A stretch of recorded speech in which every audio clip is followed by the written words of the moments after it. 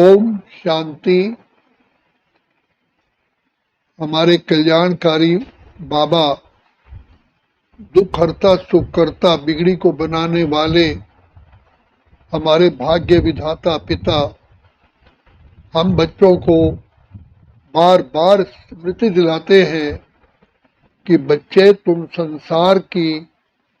संसार में सबसे भाग्यवान से भाग्यवान तुम ही आत्माएं हो, जो बाप की छत्र छाया में रह करके, बाप की शिक्षाएं प्राप्त करके, बाप के वरदान प्राप्त करके सारे कल्प के लिए अपना खजाना भरपूर करते हो।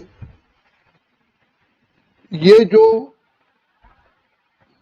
डायमंड चांस है, हीरे तुल्य जो सुअवसर है, ये केवल एक ही बार प्राप्त होता है, वो भी पुरुषोत्तम संगम युग पर, जब कलयुग का अंत और सतयुग की आदि होती है।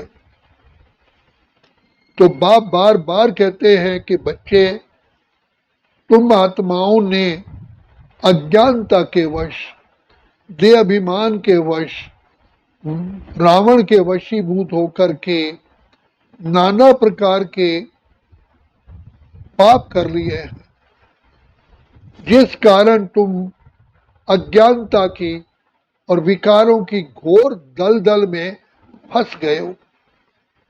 यहां तक कि नाक तक फंस गए हैं। उससे निकलना अति अति अति अति असंभव फील करते हो। चाहे आप आत्माओं ने कितनी भी पुकार की, लेकिन रिजल्ट तो और ही अच्छी नहीं निकली। तो अब मैं आया हूं तुम्हारी दुर्गति से सदगति करने।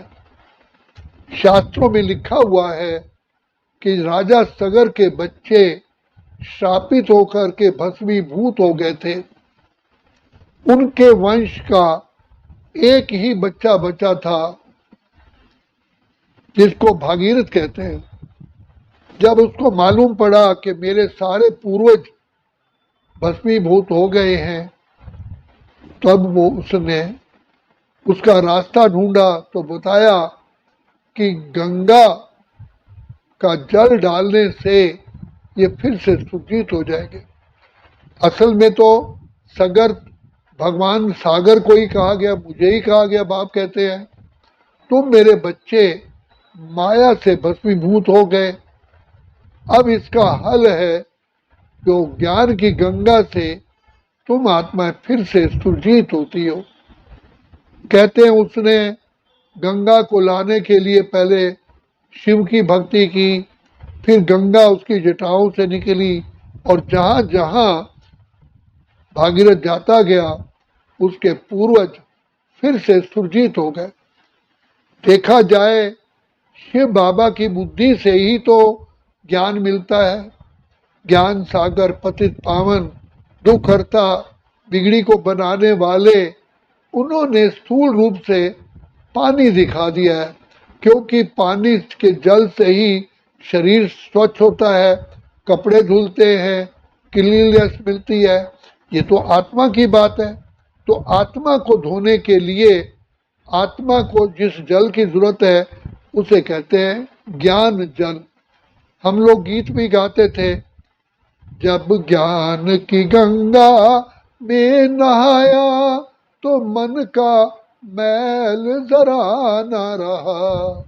वास्तव में ज्ञान कहते हैं समझ को। तो हमारे प्यारे प्यारे अति मीठे प्यारे प्यार के सागर बाबा ने सबसे पहले हमारा बुद्धि का नेत्र खोल दिया। तो जो हम अंधकार में थे, अंधे थे, और हम कहते थे नैनहीन को राह दिखाओ, प्रभु पग पग ठोकर खाऊं, एक बार प्रभु हाथ पकड़ लो। तो बाबा को हमने, परमात्मा को हमने अनेकों बार अर्जी डाली, और फिर ये भी कहा कि प्रभु तू याद आता क्यों नहीं है, मुझे अपना बनाता क्यों नहीं है।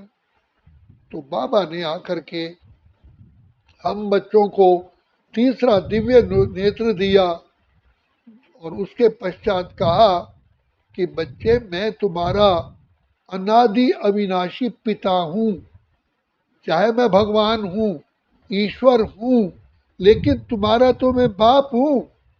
तो बाप का रिश्ता, वो स्नेह का रिश्ता बाबा ने जोड़ा। आज भी संसार के अंदर कितने भी हमारे रिलेशन हो, जब तक उसमें प्यार नहीं होता है, उन रिलेशन की तरफ बुद्धि जाती ही नहीं है। एक को हम याद करते हैं, एक की याद आती है, एक की याद सताती है। तो याद सताती उसकी है जिससे संबंध में प्यार होता है। उसके बिना खाना नहीं खाते, उसके ही स्वप्न आते रहते हैं। तो मीरा ने भी यही कहा, हेरी मैं तो प्रेम दीवानी, मेरा दर्द न जाने कोई।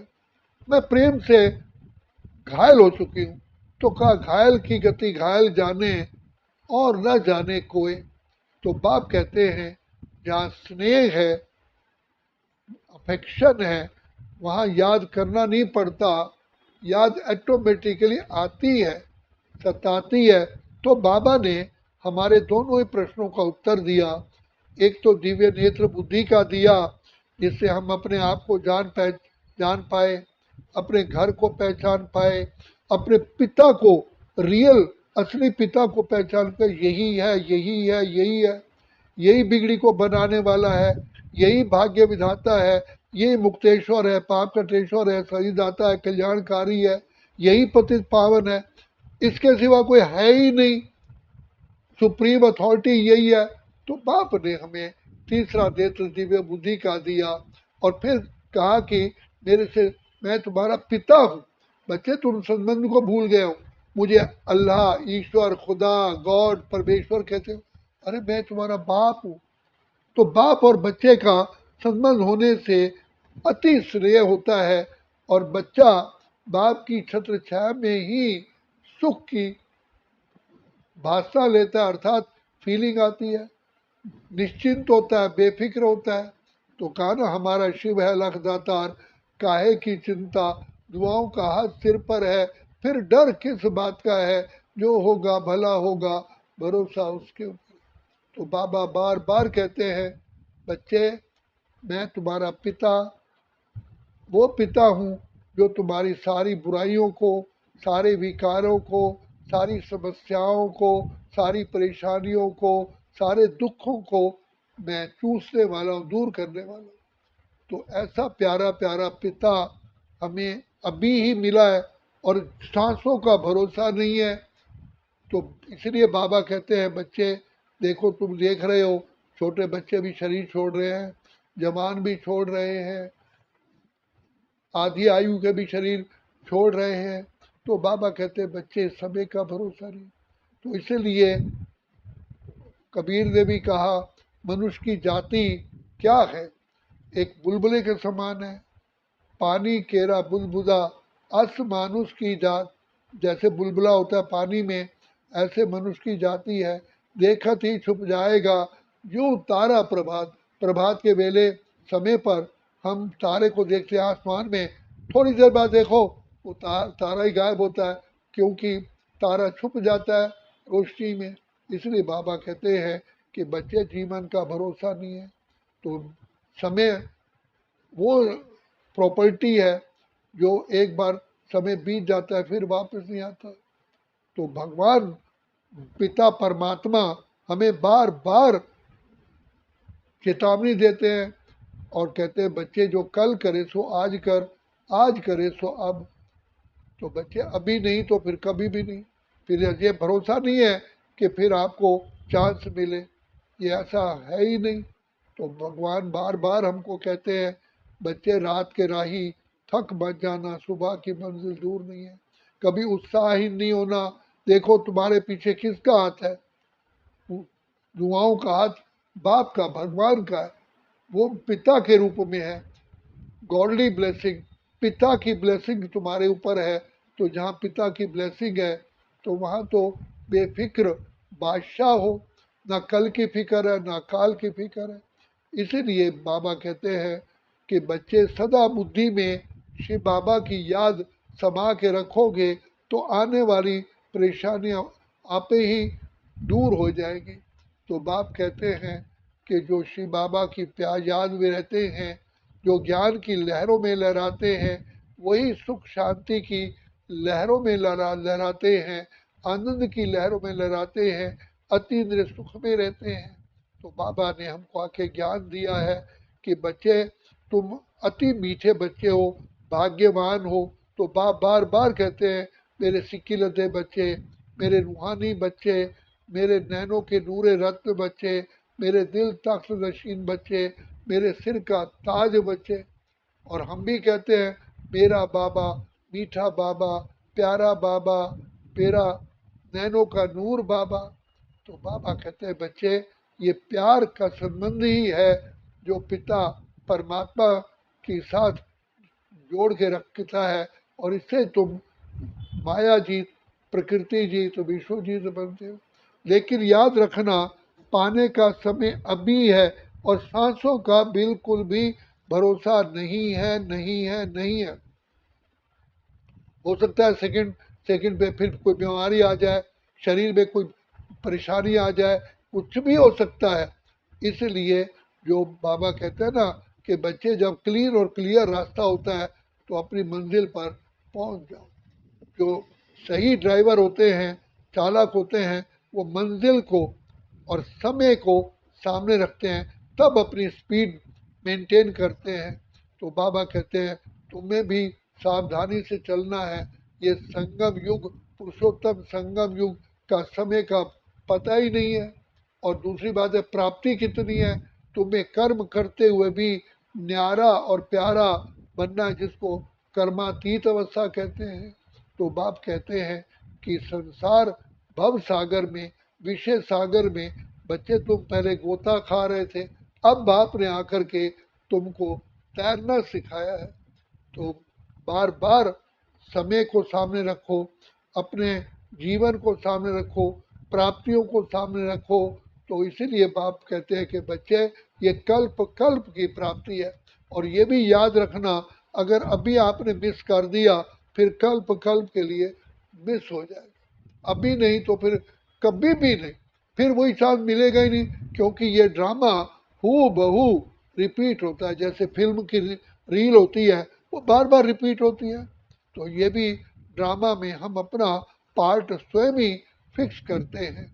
तो इसलिए बाबा कहते हैं, ये तुम्हारा शूटिंग का समय है, तुम अपना पार्ट भविष्य के लिए पार्ट फिक्स कर रहे हो। तो जितना पढ़ाई पर, बाबा की याद में, धारणाओं में, सेवा में अटेंशन दोगे, तो तुम्हारा भाग्य बनेगा ही बनेगा। फिर कभी भी पछताना नहीं पड़ेगा। नहीं तो कहेंगे, अब पछताए होत क्या, जब चिड़िया चुग गई खेत। तो भगवान बार बार याद दिलाते, देखो तुमको कौन मिला है, सोचो तुमको कौन मिला है। ज्ञान के सागर, प्रेम, आनंद, शांति, सुख, पवित्रता, शक्तियों के सागर मिले। और तुम आत्माओं को, कोटि कोटि आत्माओं में से बाबा ने तुम्हें चुना है, कोटि कोटि आत्माओं में से। तो इसलिए तुम पद्मा पदम सौभाग्यशाली हो। तुम्हारे हर कदम में पदम समाये हुए हैं। उठते बैठते चलते फिरते बाबा की याद में रहते हो, तो जितने श्वास बाबा की याद में होते हो, पदम जमा होते हैं। इसलिए हमें भगवान कहते हैं, तुम पद्मा पदम सौभाग्यशाली हो, तुम पद्मावती हो। तो बाबा कहते हैं, ये जो पदम का जो प्राप्ति है, वो केवल इसी समय है। अगर अभी नहीं तो फिर कभी भी नहीं। इसलिए बाबा कहते हैं, बच्चे, समय की रफ्तार बहुत तेज है, इसलिए अपनी रफ्तार को भी उस अनुसार बनाओ। ये ना हो समय आपका टीचर ना बने। ऐसा ना हो, हाँ समय होगा तो हम कर लेंगे, गे नहीं, पता ही नहीं है। इसलिए समय टीचर नहीं, समय से पूर्व जो तैयार होते हैं उन्हें खुशी मिलती है। ऐसे ही ट्रेन पकड़नी होती है, समय पर पहुंच जाते हैं तो निश्चिंत बेफिक्र रहते हैं। ऐसे ही एग्ज़ाम से पहले बच्चा तैयारी कर लेता है, वो उसको कोई चिंता या फिक्र होता नहीं। No anxiety, no tension, no any परेशानी। तो बाबा कहते हैं, बच्चे पाने का समय अभी है। और कौन आया है तेरे मन के द्वारे? बाबा आए हैं पायल की झंकार लिए। बाबा कहते हैं बच्चे जागो जागो, समय पहचानो और पिता परमात्मा से अपनी सर्व प्राप्तियां भरपूर करो। और लेकिन याद रखना, अभी नहीं तो फिर कभी भी नहीं। तो बाबा कहते हैं ये आवाज सुनते रहो, कलयुग बीता रे सतयुग आया, जाग रे मानव भाग्य जगा ले। बाबा कहते हैं ये ट्यून तुम्हारे कानों में गूंजनी चाहिए। तो इसीलिए सुनते रहो।